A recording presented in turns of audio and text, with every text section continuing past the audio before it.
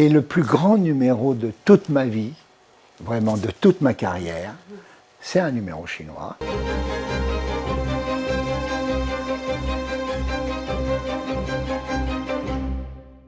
Monsieur Pachery, bonjour. Bonjour. Merci de nous recevoir dans votre beau bureau. Cette année, nous fêtons le 60e anniversaire des relations entre la France et la Chine. Vous qui êtes le directeur du Cirque Phénix, est-ce que vous pouvez, pour commencer, nous rappeler brièvement l'histoire de ce cirque? Le Cirque Phénix est le plus grand chapiteau de cirque du monde. Il fait 5500 places. Il a été créé en l'an 2000, je l'ai créé en l'an 2000. Et la saison prochaine, nous fêterons les 25 ans du Cirque Phénix et ses 14 millions de spectateurs. Est-ce que vous pouvez nous dire dans quel contexte l'avez-vous créé? Alors, en 99, j'avais fait construire un chapiteau. On me l'a livré en octobre. Et 2 mois plus tard, il y a eu la fameuse tempête en France qui a tout ravagé. Mon chapiteau s'est écroulé. Et quand je l'ai vu tomber, il était 7 heures du matin, je me suis dit, si je peux en faire un autre, je l'appellerai Phénix, parce qu'il renaîtra de ses cendres. Et j'ai demandé aux fabricants de faire un chapiteau sans mât à l'intérieur. C'était la première fois au monde où ça se faisait. Et j'ai voulu un chapiteau de 5500 places. C'était une prouesse technique pour les fabricants, parce que faire tenir un chapiteau qui accueille 5500 personnes sans avoir de mât à l'intérieur, ils ont dû beaucoup travailler pour trouver la solution, mais ils m'ont trouvé la solution et c'est le spectacle, c'est le chapiteau dans lequel le spectacle de cette année a évolué et les autres aussi. En quoi est-ce que le spectacle Les Étoiles du Cirque de Pékin était contemporain et moderne? Je voulais pour cette saison exceptionnelle des 60e anniversaire un spectacle de cirque moderne, un spectacle de cirque chinois moderne. Auparavant, j'avais travaillé sur les contes chinois, Mulan, etc. Et là, je voulais faire quelque chose de plus contemporain, de plus moderne. Et j'ai pu travailler avec la troupe de Chongqing pour avoir un spectacle plus contemporain, plus moderne que ce qu'on faisait auparavant.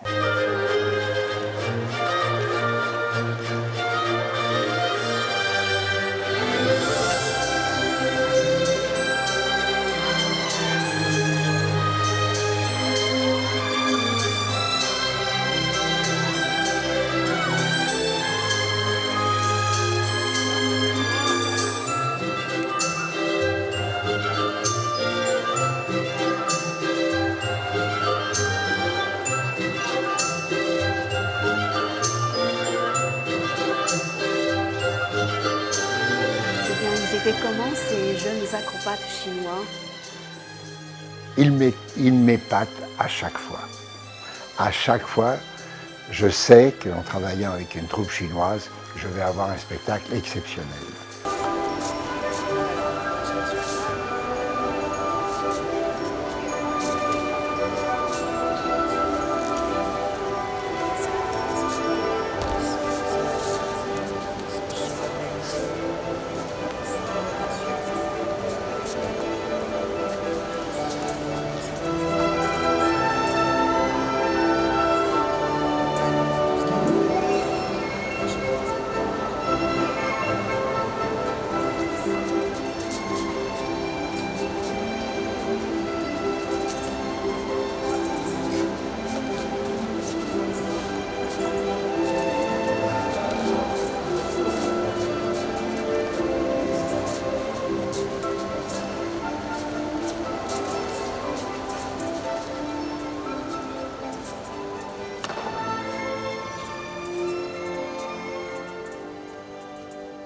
En plus, le cirque de Pékin est très connu en France, parce que ça fait plus de 50 ans que le cirque de Pékin vient en France. Donc il y a un public qui attend aussi le cirque de Pékin et de voir des prouesses exceptionnelles. Et à chaque fois, on arrive à trouver dans les troupes quelque chose d'inédit. Et par exemple, dans on va dire, dans ce spectacle de janvier, qu'est-ce qui était inédit et qui vous a le plus marqué? C'est vous qui avez conçu le programme, il me Oui, semble. tout à fait. J'ai conçu le programme, j'ai choisi les musiques, j'ai fait la mise en scène.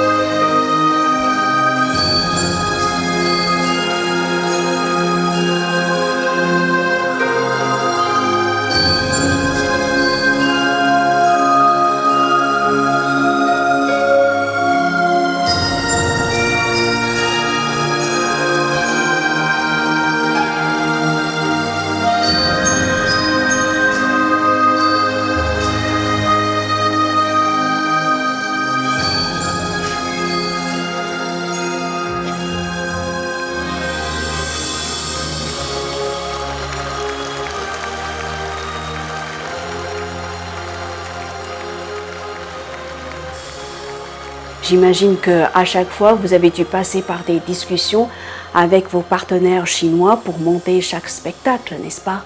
Oui, mais ce n'est pas vraiment des discussions, parce qu'entre artistes, les artistes, les directeurs de troupes, etc., on parle le même langage et on travaille dans l'intérêt du public. Donc, je demande parfois des choses qui ne sont pas réalisables. Le responsable artistique chinois me dit qu'il y a des difficultés pour faire ça, eh bien, on choisit autre chose. On travaille vraiment en collaboration. Pourquoi est-ce que le cirque de Pékin ou d'autres cirques de la Chine séduisent le public français? Parce qu'à chaque fois, c'est différent. Et à chaque fois, c'est performant. À chaque fois, le public est émerveillé par les costumes et par le spectacle. Et aussi, si vous voulez, c'est un spectacle où on entend beaucoup de haut et de ah parce qu'il y a des performances. Donc la salle réagit à ça. Oh, ah, etc. Si je n'entends pas des hauts et des ah, je me suis trompé, ça veut dire. Moi, je veux que le public il participe, il arrive avec ses soucis et il doit sortir avec le sourire.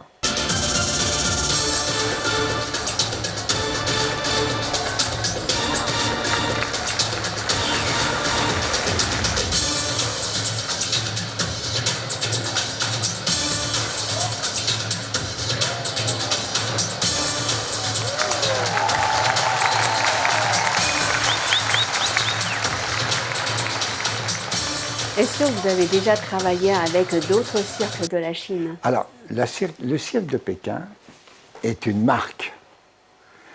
Et les différentes troupes de Chine qui sortent pour venir à Paris sortent sur le nom Cirque de Pékin. À chaque fois. À chaque fois.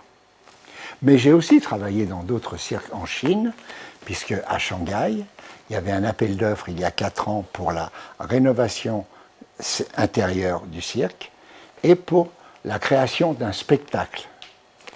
Et ces 2 appels d'offres, c'est le Cirque Phoenix qui les a gagnés. Donc on a à la fois refait toute la décoration, je peux dire, intérieure du cirque. Et puis on a créé un nouveau spectacle, un spectacle exceptionnel qui se joue maintenant. Alors on a eu les problèmes de Covid, on a perdu un petit peu de temps, etc. On n'a pas pu débuter comme on voulait. On a perdu, c'est normal, ça a été un peu retardé, la première du spectacle. Mais maintenant il tourne depuis 3 ans et c'est un vrai succès, ça marche très très bien. La presse est dithyrambique. Comment est-ce que vous pouvez expliquer le succès phénoménal du cirque Phoenix? Alors, je ne suis pas issu du milieu du cirque. En France, il y a énormément de familles. Et le cirque, c'est surtout les familles, le cirque familial, de tradition. Moi, je voulais faire autre chose. C'est-à-dire, en 2002, j'ai supprimé les animaux de mes spectacles. Complètement. C'était osé, parce qu'en France, à part pour le cirque de Pékin, tous les autres cirques avaient des animaux. Les gens avaient l'habitude d'aller voir les animaux sauvages au cirque. Moi, j'ai voulu enlever ça, considérant que ce n'était pas la place des animaux d'être dans une piste de cirque. Les dresseurs ne sont pas des bourreaux, mais les bêtes sont malheureuses. Donc, quand je me suis rendu compte de cela, j'ai décidé d'arrêter les animaux. Déjà, c'est une particularité. Mais il fallait que je compense ce manque d'animaux par autre chose pour attirer un public. Et je voulais un public nouveau. Donc, j'ai décidé de faire des spectacles spectaculaire, c'est-à-dire d'avoir une mise en scène moderne, d'avoir énormément de projecteurs de lumière pour mettre en valeur le talent des artistes, d'avoir des enchaînements rapides, d'avoir du rythme dans le spectacle et de faire découvrir des performances incroyables au public. Au début, quand j'ai supprimé les animaux, ça a été un peu plus difficile commercialement, parce que les gens avaient l'habitude d'avoir des animaux, moi je n'en avais pas.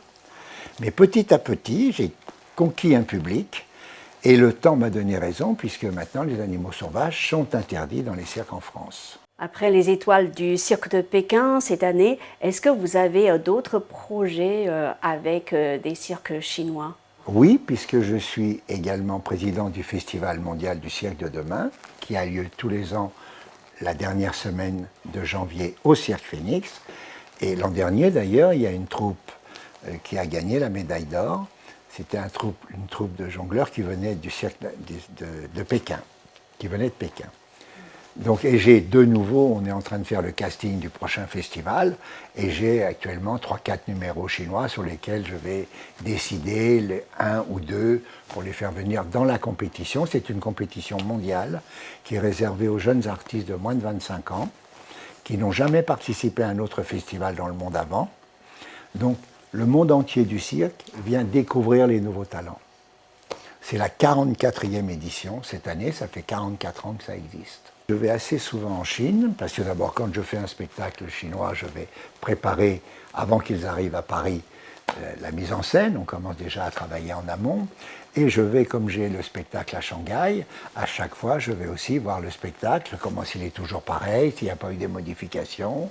Et puis, j'aime bien aussi être dans la salle, entendre le public applaudir, voir les sourires en sortant.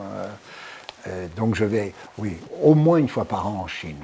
Est-ce qu'on peut dire que vous êtes la personne qui a le plus contribué aux échanges entre les acrobates chinois et les acrobates français? Oui, on peut le dire, puisque comme je vous disais, en 24 ans d'existence, le Cirque Phénix, ça fait bien 12 troupes, 12, sans compter tous les artistes qui sont venus chaque année en compétition au festival.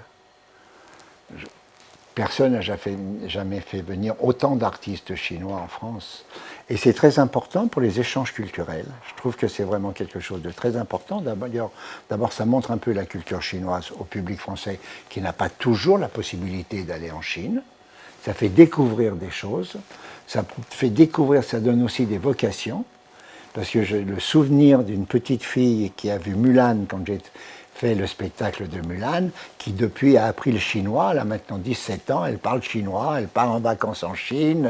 Ça crée aussi, ça fait découvrir une autre culture et c'est très important.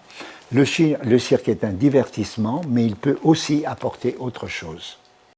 Après le cirque de Pékin et le cirque de l'Éthiopie, est-ce que vous avez travaillé avec d'autres pays du monde?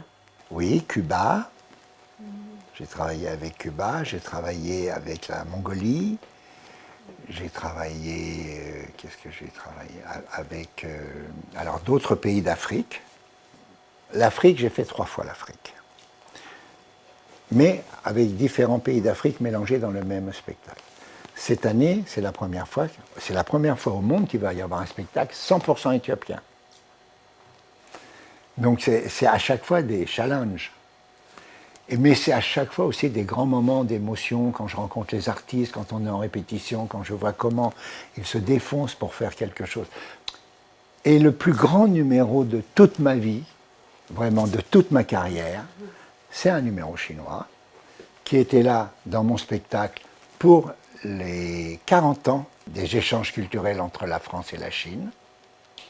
C'était un numéro qui venait d'une troupe militaire.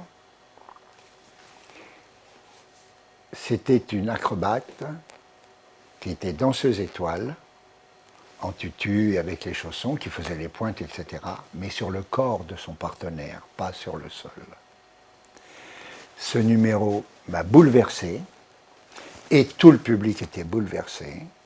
C'est le plus grand numéro que j'ai pu voir de toute ma vie. J'ai vu beaucoup, j'ai fait travailler énormément de très beaux numéros, mais celui-là, ça réunissait la performance, ça réunissait l'émotion, ça réunissait la beauté. Et même Claude Bessy, qui était directrice de l'école de danse de Paris, l'école de danse de l'Opéra, c'est quand même quelque chose, était venue voir le spectacle.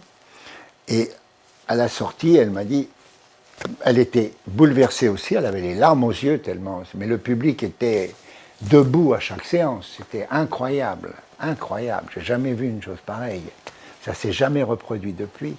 Elle me dit, c'est tellement difficile déjà par terre. Alors sur le corps de son partenaire en pointe sur la tête, et se pliant en deux en arabesque sur une jambe, et le final du numéro, elle était sur sa main, en pointe, et faisait le tour de la scène avant de sortir. Les gens étaient incroyablement émus, bouleversés, et elle me dit, c'est tellement difficile par terre, est-ce que les artistes seraient d'accord pour venir le faire à l'école de danse de l'opéra? Évidemment, ils ont dit oui. Et ils ont été à l'école de danse, dans le réfectoire, parce qu'à l'école de danse, il n'y avait pas de salle. Il y avait des salles de répétition, mais pas de salle de spectacle. Donc ils l'ont fait dans le réfectoire, ils ont déplacé toutes les tables, tout. Et dans le réfectoire, ils ont fait le numéro. Et les petits jeunes rats de l'opéra, puisque ceux qui sont à l'école de danse, on les appelle les petits rats. Donc les petits jeunes rats de l'opéra étaient bouleversés, bouleversés. Là, cette année, c'est la troupe d'Éthiopie, avec des artistes éthiopiens que je travaille. L'année prochaine, je vais avoir des Chinois dans mon spectacle, mais pas un spectacle entièrement chinois, puisque c'est les 25 ans du Cirque Phoenix. Je vais faire un spectacle avec des artistes qui viendront du monde entier. Mais en 2026-27, je travaille de nouveau avec une troupe chinoise. Et en 2027-28, avec une troupe de Cuba. Que de beaux projets. Que des beaux projets. Merci Monsieur Pachery pour votre beau témoignage et je souhaite encore plus de succès au Cirque Phoenix. Merci beaucoup. À bientôt. À bientôt.